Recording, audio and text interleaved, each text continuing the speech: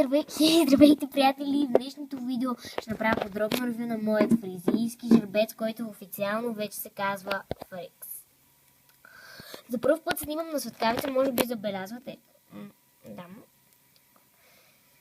Че снимам на светкавица, но просто ми е хипер по-удобно, защото навън времето не е толкова светло. Изглежда ми светло, но по принцип стаята е малко тъмно, особено на това място, което аз съм избрал. Затова ще снимам с светкавица. Да. Тук не се вижда сянката, но иначе е доста големичка и интересна сянка. Така, нека да започваме. Интересното на копитата е, че наполовина са светло-сиви, а другата част, едната част са светло-сиви, другата част са по-тъмно-сиви и това е доста интересно. Фризийските коне имат шпагати, ето виждате. Опашката е прикачена към този заден десен крак. Ето тук виждате, че опашката не е прикачена към други крак, защото иначе ето така изглежда се едно и тук е прикачено. Да. Така, продължаваме нагоре и това е козината на коня, която е, виждате, малко така по-лъскава, защото той е лакиран. Гривата не знам дали е лакирана, защото не е така блестяща като това, но не мога да ви кажа нищо, понеже тя е доста запазена. Ето тук има тази точица, но като цяло това е единственото нещо, което е малък дефект. Затова има голяма вероятност, че тази грива и гривата и опашката не са лакирани. Обясних ви какво е за лакирането, в случай, че падне, да не се издраска.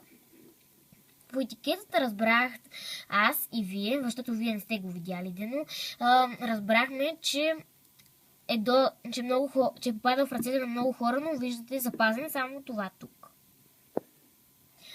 Ето това е гривата, тя е вълниста, както и опашката. Не е къдрава, защото къдравото е много повече. Е така чак да се върти, но не е къдраво.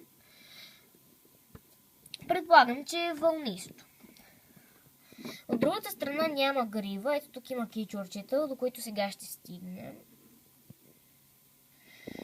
Ето тези тук не знам откъде, от какво има, но едва се забелязват, поне сега и на светкавица, иначе когато човек ги погледне не се забелязват. Аз, например, току-що ги забелязах.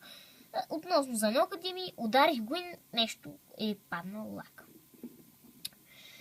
Ето, това мисля, че е мускул, то много не се вижда, Да. Вижда си седи.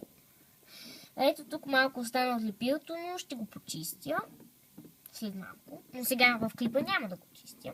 И преминаваме към ръцете, което според мен е доста сладко, кротко и самата полза е стоящ кон, понеже потърсих в интернет. Когато се вълнувам, по принцип гледам фигурката в интернет. И в един сайт пишеше, че ползата е стояща. Мъжки. И след малко ще прочетем какво пише на коремата. Така, ето е и гривата, тя е много красива, тук няма част, аз вече ви обясних. Така, телефонът стана много топъл, а лицето е ето такова. Тук има един голям кичур, не голям, една част от кичура, тук се вижда другото око и пак едно кичурче. Може би сте забелязали, но конете на шлайк, очите им и вътрешната част на ноздрата. Да кажем, за очите са като живи, просто са като истински. Самия кон, мисля, че марката Шлайк е най-добрата за коне, понеже най-добре ги правите, най-като реалистични. Не казвам, че другите марки са грозни, но мисля, че конете на Шлайк са просто най-реалистични. И сега ще погледнем какво пише долу на корема.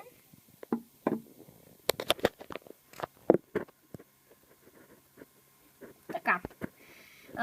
Явно, понеже ми обясниха, ние Иванова ми обясни, че това не е бройката по създаване, а коя година, значи 2014 година, ако не се бъркам отново.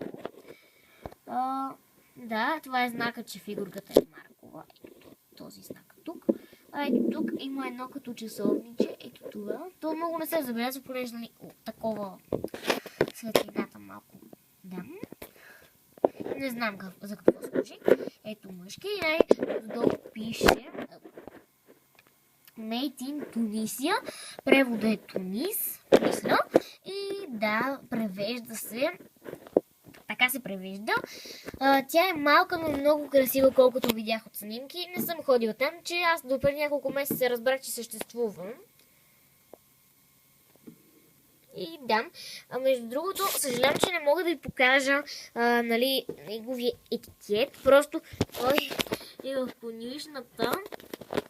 Чакам да дойде женски етикет, за да довърша самата конюшна. И аз пък конюшна, неговото място, което той живее. И да, приятели, като цяло това. За първ път се снимам с светкавица, телефона прегряно, мисля, че си струваше. Много е забавно. Следващото видео ще бъде конюшната. Даже може да не чакам, направо да снимам и да ви покажа, когато получа другата фигурка, в нейното подробно ревю или направо когато я показвам, да ви покажа и нейният етикет там. Това значи днес може да снимам подробно, да ви покажа самата конюшна. Съжалявам, че не мога да ви покажа повече, за да има повече изненади. И да, това беше всичко от мен, приятели. Надявам се видеото да ви е харесало и до скоро. Това може да е днес или утре. Чао!